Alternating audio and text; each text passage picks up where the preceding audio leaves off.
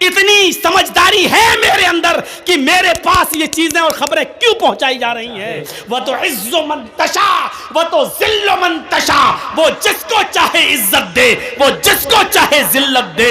इज्जत और जिल्लत का ठेकेदार तू नहीं है, मैं नहीं हूं। इज्जत और जिल्लत का मालिक मोदी नहीं है, इज्जत और जिल्लत का मालिक योगी नहीं है, इज्जत और जिल्लत का मालिक इमरान खान नहीं है, इज्जत और जिल्लत का मालिक सलमान किंग सऊदिया का बादशाह नहीं है। इज्जत और जिल्लत का मालिक अल्लाह रब्बुल आलमीन है। वो जिसको चाहे इज्जत दे, जिसको चाहे जिल्लत जलील करे। मैं नाम नहीं लेना चाहता, एक मौलवी है, मुझे बर्बाद करने के लिए, मुझे नेस्तो नाबूद करने के लिए और मेरी हस्ती को मिटाने के लिए उसने इतना रुपया खर्च किया है, इतना रुपया खर्च किया है कि उसने खुद अपने आप को बर्बाद कर लिया।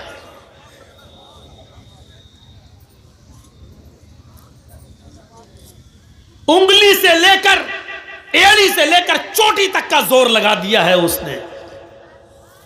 आज ये सूरत हाल है कि वो इटावा छोड़कर किसी दूसरी जगह नहीं जाता है, डरता है कहीं ऐसा ना हो कि जर्जीस के चाहने वाले कहीं मुझ पर हमला ना कर दें, कहीं मेरे ऊपर आक्रमण ना कर दें। ये सूरत हाल हो चुकी है उसकी।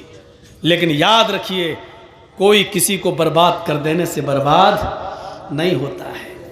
जो आदमी किसी का पीछा कर रहा है उसको बर्बाद करने के लिए, वो ये सोच ले कि हम जिसके पीछे भाग रहे हैं उससे ज्यादा हम थक रहे हैं। मसलन हम आपको पकड़ना चाहते हैं, आप भाग रहे हैं, तो हम आपसे भी तेज भागेंगे तभी आपको पकड़ पाएंगे। तो आप तो भाग रहे हैं, मुझे आपको पकड़ना है, तो आपसे भी ज्यादा तेज हम भागेंगे। तो जाहिर है कि आपसे ज्यादा हम थक जाएंगे, आपसे ज्यादा हम थक जाएंगे। ये इंसान नहीं समझ रहा है। आप जिसको बर्बाद करना चाहते हो वो आदमी तो बर्बाद हो ही रहा है, अपना पैसा खर्च कर ही रहा है। लेकिन आप जिसको बर्बाद करना चाहते हो उसको बर्बाद करने के लिए आप उससे भी ज्यादा पैसा खर्च कर रहे हो। जर्जीस साहब से पुलिस 100 रुपए ले रही है, लेकिन आप जर्जीस साहब को पकड़वाने के लिए पुलिस को 1000 रुपए दे रहे हो। जर्जीस साहब बचने के लिए पुलिस को 100 रुपए दे रहे हैं, लेकिन आप पुलिस को 1000 रुपए देकर जर्जीस को पकड़वा रहे हैं। मेरे भाइयों, आप बर्बाद पे बर्बाद होते चले जाएंगे। इसीलिए फरमाया कि एक मुसलमान की शान नहीं है कि किसी मुसलमान से जले और उससे हसद रखे, क्योंकि हसद इंसान को बर्बाद कर देता है। हमारी हालत ऐसी हो गई है, जमीन पर एक छुरी पड़ी हुई है, छुरी जिससे आप बकरी को ज़िबा करते हैं। ज़िबा करने वाला हिस्सा ये है, ऊपर यहां से बकरी ज़िबा होती है, तेज धार यहां है और ये हिस्सा ऊपर है और उस पर एक बकरी का खून लगा हुआ है छुरी पर। सुनिए मिसाल, छुरी जमीन पर पड़ी है और काटने वाला हिस्सा ऊपर की तरफ है और छुरी खड़ी है और छुरी के ऊपर बकरी का खून लगा है। एक कुत्ता वहां से गुजर रहा, फिर कुत्ते की मिसाल, एक कुत्ता वहां से गुजर रहा, कुत्ते ने छुरी पर लगा हुआ खून देखा तो कुत्ता उस खून को चाटने के लिए गया और जैसे ही कुत्ते ने जबान निकाली, जैसी छुरी को लगा हुआ खून चाटा, उसने बकरी का खून तो चाट लिया, लेकिन चाटते हुए छुरी की धार ने उसकी जबान काट दी और उसकी जबान से जो खून निकला वो छुरी पर लग गया। कुत्ता समझता है अभी खून बाकी है, बकरी का पूरा खून हम चाट नहीं पाए। उसने फिर दोबारा चाटा, दूसरी जगह से जबान कटती है, कुत्ते का दोबारा खून उस छुरी पर लगता है। कुत्ता फिर समझता है अभी खून और बाकी है। कुत्ता बार बार छुरी को चाट रहा है और हर बार वो जबान को दूसरी जगह से काट रहा है। इतना चाटता है छुरी को कि उसकी जबान कट के जमीन पर गिर जाती है और कुत्ता मर जाता है।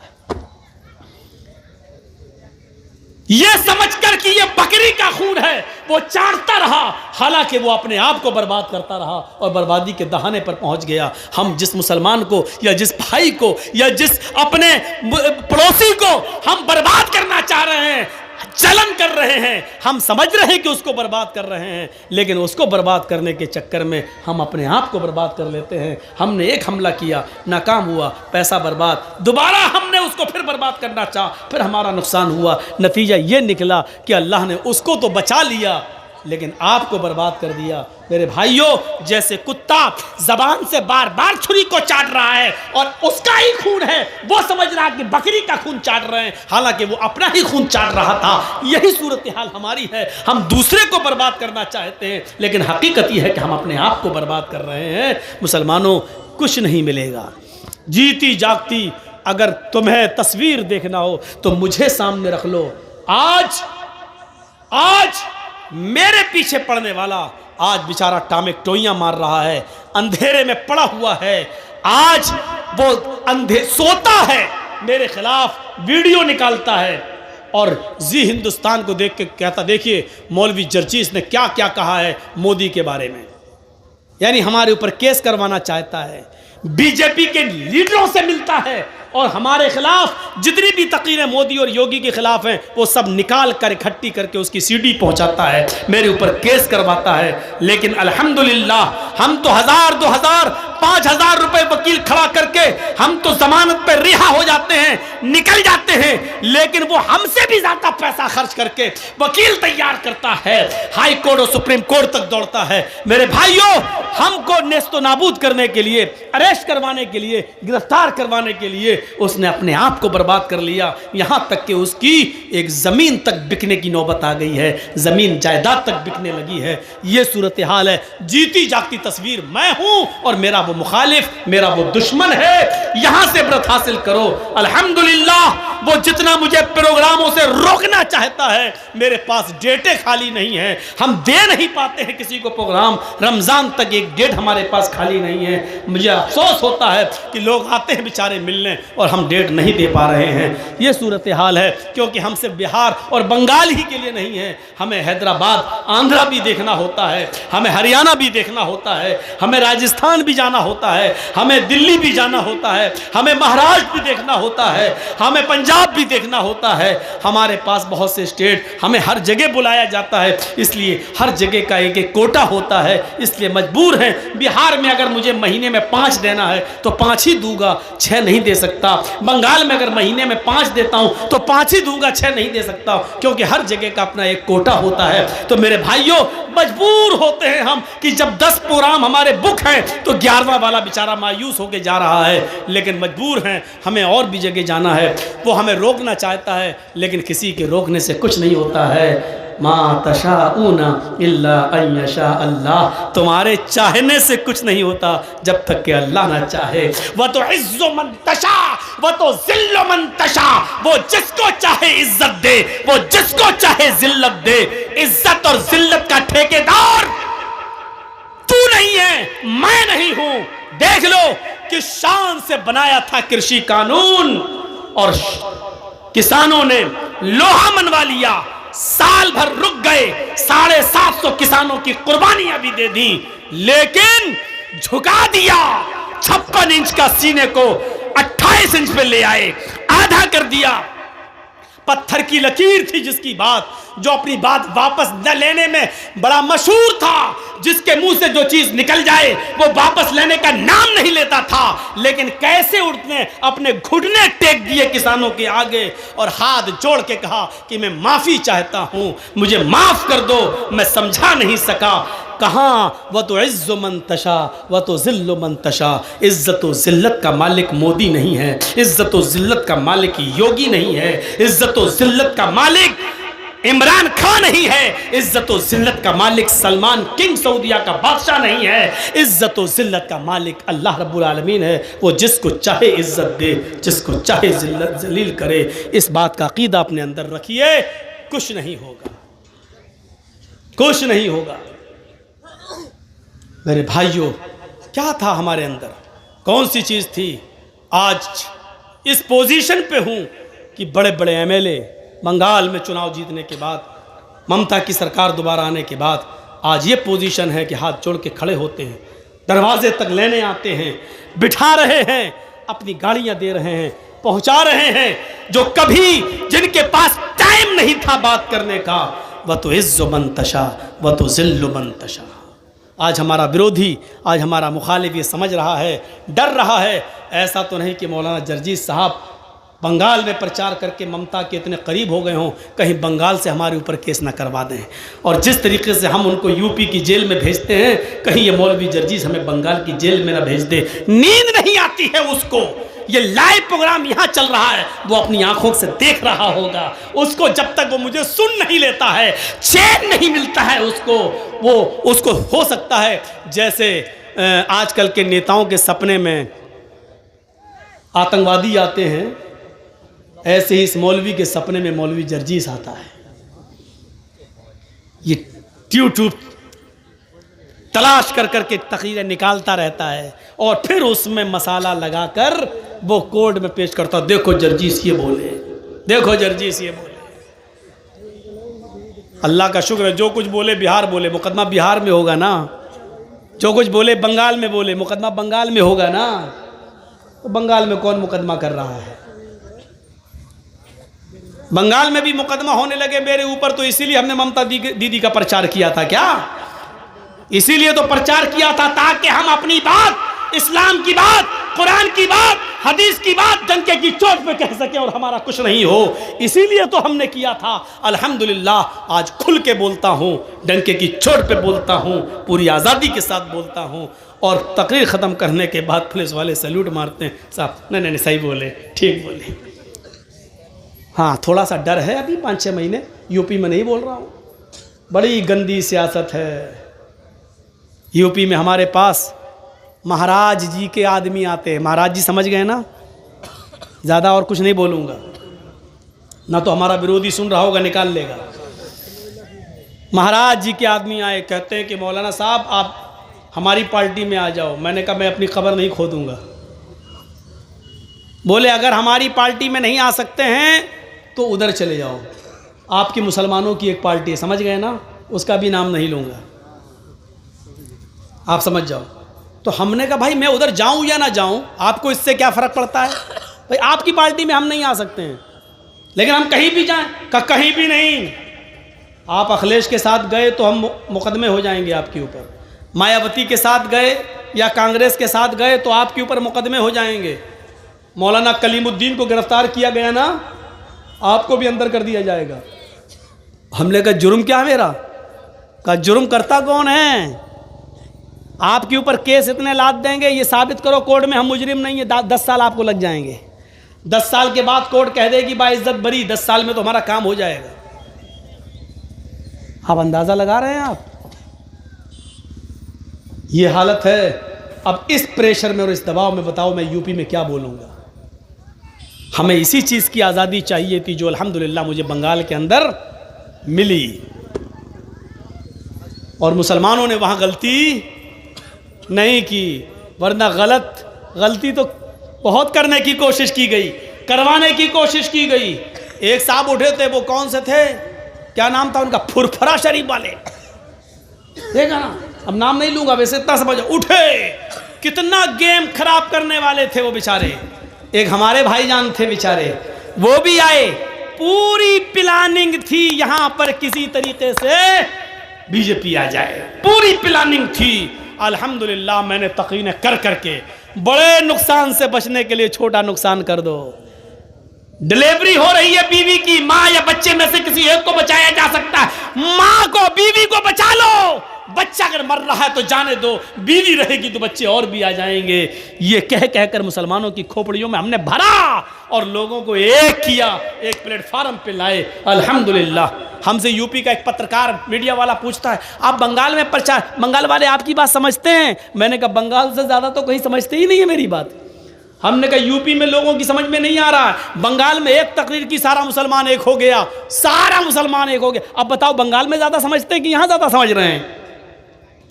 कहा यूपी में किसका करोगे? मैंने कहा भैया मैं किसी का नहीं कर रहा हूँ, जिसका करना चाह रहा था तो धमकी आ गई, या तो इधर करो या उधर करो, इधर आओ या उधर आओ। अब ये सोचने की चीज़ है कि हम इनके साथ तो आ नहीं सकते क्योंकि बीजेपी है, बीजेपी पे तो हम जा नहीं सकते, तो डायरेक्ट उधर जाओ, आपके ऊपर कोई केस नहीं होगा, जितना गाली देना हो दे दो, कुछ नहीं होगा। मैंने कहा ये क्या बात रही? बोला बस आप वहां चले जाओगे हमें फायदा होगा। ये कौन कह रहा है? महाराज जी के आदमी हमारे पास आकर कह रहे हैं मेरे भाइयों मेरे दिमाग में भैंस का गोबर नहीं भरा है। इतनी समझदारी है मेरे अंदर कि मेरे पास ये चीजें और खबरें क्यों पहुंचाई जा रही हैं, और ऐसा करके तुम कौन सा गेम खेलना चाहते हो। मेरे पास भैंस का गोबर नहीं है मेरे दिमाग में, इतनी अक्ल मैं भी रखता हूँ। कुछ लोग जो उस पार्टी से जुड़े होंगे उनको बुरा लगेगा, बहुत ही क्षमा और माफ़ी के साथ मैं ये बात कह रहा हूँ, बुरा नहीं लगना चाहिए आपको। जिसकी ऊपर बीतती है वो जानता है, और जिसको धमकी मिलती है वो जानता है। कितना मैंने सोचा था कि आप लोग बैठिए, माइक चल रहा है, बैठे रहिएगा। थोड़ा सा आप लोग अपने ट्यूबलाइटें जला लीजिए या मोबाइल जला लीजिए, थोड़ा सा जला लीजिए। तो मेरे भाइयों, कोई नहीं उठेगा, 10 मिनट आप और बैठ जाइए, बस 10 मिनट से ज़्यादा मैं आपका टाइम नहीं लूँगा, क्योंकि 2 घंटा मेरा हो गया। 10 मिनट और आपसे मेरी गुजारिश है कि थोड़ा सा बैठे रहिए। तो मैंने आपके सामने जो बातें रखी हैं वो यही है कि एक मुसलमान की दूसरे मुसलमान के साथ हमदर्दी होनी चाहिए। एक मुसलमान दूसरे मुसलमान को अपने दिल में जगह दे। अगर कोई देख ले कि मेरी 2-3 चीज़ें बिक गई हैं, अब मेरे भाई की नहीं बिकी है, तो उसके लिए भी रास्ता हमवार कर दे, उसके लिए भी अपने कस्टमर उसके पास भी भेज दे। हमदर्दी अपनाओ मेरे भाइयों। जो अपने लिए पसंद करो वो अपने भाई के लिए पसंद करो। आपको मालूम होगा सईद इब्ने जुबैर एक ताबई गुजरे हैं, और हज्जाज इब्ने यूसुफ ने इनको गिरफ्तार करने का हुक्म दे दिया कि सईद इब्ने जुबैर को पकड़ के लाओ। बहुत दिलचस्प वाक़या सुना रहा हूं आपको। सईद इब्ने जुबैर को कहा, पुलिस वालों को हुक्म दिया कि सईद इब्ने जुबैर जहां पकड़े जाएं, इनको गिरफ्तार करके मेरे पास ले आओ। इनकी गर्दन में अपने सामने कटवाऊंगा, इनको कत्ल में अपने सामने करवाऊंगा।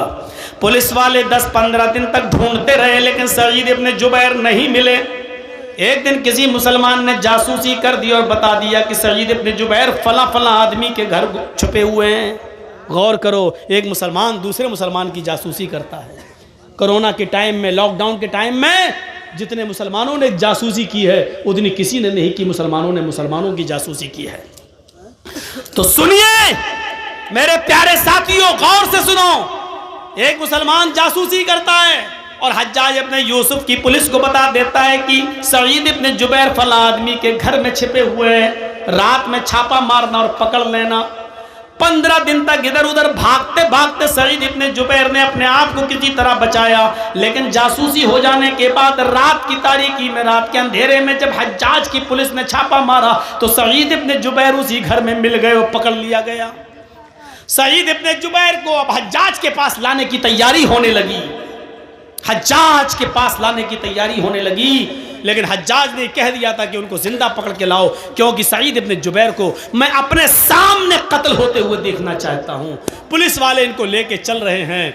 1 दिन गुजर गया, 2 दिन गुजर गया, अभी 1 हफ्ता लगेगा। इतनी दूर बैठता है हज्जाज कि अभी इनको ले जाने में 1 हफ्ता लगेगा। 10 दिन का सफर है, 2 दिन सफर में गुजर गए, 8 दिन बाकी हैं।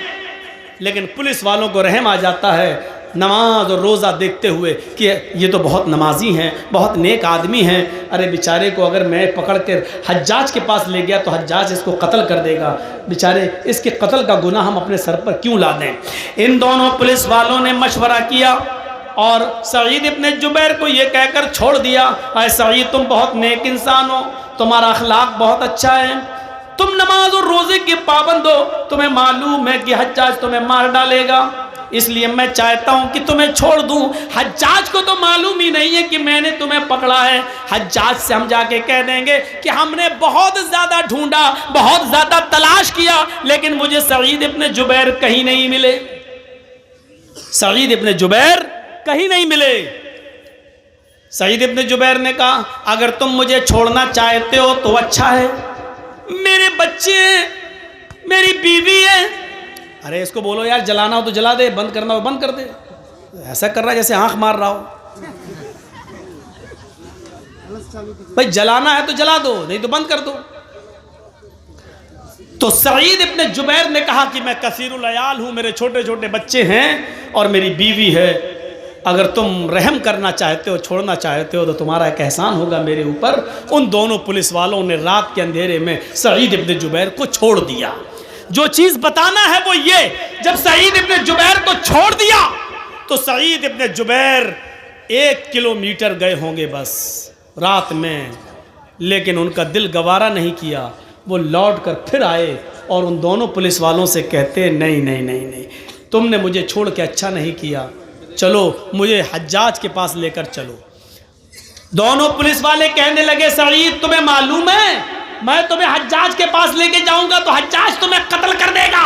सईद इब्ने जुबैर कहते हाँ मुझे मालूम है कि हज्जाज मुझे कत्ल कर देगा। पुलिस वालों ने कहा जब मैंने तुम्हें छोड़ ही दिया है तो तुम भाग क्यों नहीं जाते हो। सईद इब्ने जुबैर कहते हैं कि मैं भागने के लिए तैयार था, लेकिन 1 मील दूर जाने के बाद मैंने सोचा कि जिस जासूस ने मेरी मुखबिरी की है और तुम्हें यह बताया कि मैं फला घर में छिपाऊं और तुमने मुझे पकड़ लिया, उस जासूस को यह मालूम होगा कि तुमने मुझे पकड़ा है, तुम मुझे छोड़ रहे हो। वो कल हज्जाज को बता सकता है कि मैंने तो इन दोनों पुलिस वालों को सईद इब्ने जुबैर को पकड़वाया था। सईद इब्ने जुबैर पकड़ लिए गए, फिर इन दोनों ने उसको रास्ते में छोड़ दिया। तो आए पुलिस वालों, जब उस जासूस के जरिए हज्जाज को यह बात पता चलेगी कि तुम दोनों ने मुझे छोड़ दिया है तो फिर हम तो चले जाएंगे, बच जाएंगे, लेकिन हमें छोड़ने के बदले में तुम दोनों की गर्दन उड़ा दी जाएगी। हज्जाज बड़ा जालिम है, तुम दोनों को कत्ल कर देगा और यह अच्छा नहीं है कि मैं अपने आप को बचाने के लिए तुम दोनों की जिंदगी को खतरे में डालूं। हम अल्लाह के नबी की हदीस पर अमल करते हैं, जो अपने लिए पसंद करता हूं वही आपके लिए। जब हम अपने लिए मौत पसंद नहीं करते हैं तो आपके लिए क्यों करूं। अरे पुलिस वालों, मैं तो बच जाऊंगा, लेकिन मेरी जगह पर तुम दोनों कत्ल कर दिए जाओगे, इसलिए मुझे हज्जाज के पास ले चलो। मैं नहीं चाहता हूं कि मेरी जान बच जाए और तुम दोनों को कत्ल कर दिया जाए। पुलिस वालों ने फिर भी समझाया, लेकिन हज्जाज सईद इब्ने जुबैर नहीं माने और फिर दोनों पुलिस वाले सईद इब्ने जुबैर को लेकर हज्जाज के पास आए। हज्जाज ने खाना खिलाया, पानी पिलाया, नाश्ता कराया, उन्होंने 2 रकात नमाज पढ़ने की मोहलत मांगी। हज्जाज ने 2 रकात नमाज पढ़ने की मोहलत भी दे दी। उसके बाद खूनी चमड़ा बिछा दिया गया और सईद इब्ने जुबैर के हाथ पीछे से बांध दिए गए और उनको घुटनों के बल गर्दन नीचे डालकर बिठा दिया गया। और हज्जाज इब्ने यूसुफ का जल्लाद हज्जाज के सामने तलवार उठाता है और सईद इब्ने जुबैर की गर्दन पे तलवार मार देता है और सईद इब्ने जुबैर की गर्दन अलग हो जाती है। हज्जाज ने अपनी आंखों के सामने सईद इब्ने जुबैर को कत्ल करवा दिया। बताने का मकसद ये था कि सईद इब्ने जुबैर ने अपनी जान दे दी, लेकिन अपनी जान को बचाने के लिए उन 2 पुलिस वालों की जान खतरे में नहीं डाली है। यह मुसलमान होता है जो अपने आप को बचाए, लेकिन अपने के बचाने के चक्कर में दूसरे को खतरे में डाल दे। मेरे भाइयों, ये मुसलमान नहीं होता है। अपने लिए अगर जो चीज़ पसंद नहीं करता तो आपके लिए नहीं। ये एक मुसलमान की शान होनी चाहिए। आज मैंने पूरा 2 घंटे का खिताब मुसलमान की अहमियत, मुसलमान का मकाम, मालो दौलत में मुसलमान के साथ कैसा होना चाहिए और एक मुसलमान को दूसरे मुसलमान का माल नाजायज़ तरीके से नहीं खाना चाहिए, इस टॉपिक पर मैंने आपके सामने खिताब किया है। हम अल्लाह से दुआ करते हैं कि बारे अल्लाह हमारी ख़ताओं को माफ़ फरमा दे, हमारे गुनाहों को बख्श दे, हम जमीअ मुसलमानों को एक प्लेटफार्म पर कायम कर दे, हम सबको आपस में भाई भाई बना दे, एक दूसरे के लिए एक दूसरे के दिल में जगह पैदा फरमा दे, एक दूसरे के लिए कुर्बानी देने का जज्बा पैदा फरमा दे। जब तक हमें जिंदा रख इस्लाम पर रखना और जब हमारा खात्मा हो तो ईमान पर हमारा खात्मा फरमाना। वमा अलैना इल्लल बलागुल मुबीन व आखिरु दावाना अनिल हम्दुलिल्लाहि रब्बिल आलमीन। अस्सलामु अलैकुम व रहमतुल्लाहि व बरकातुहू।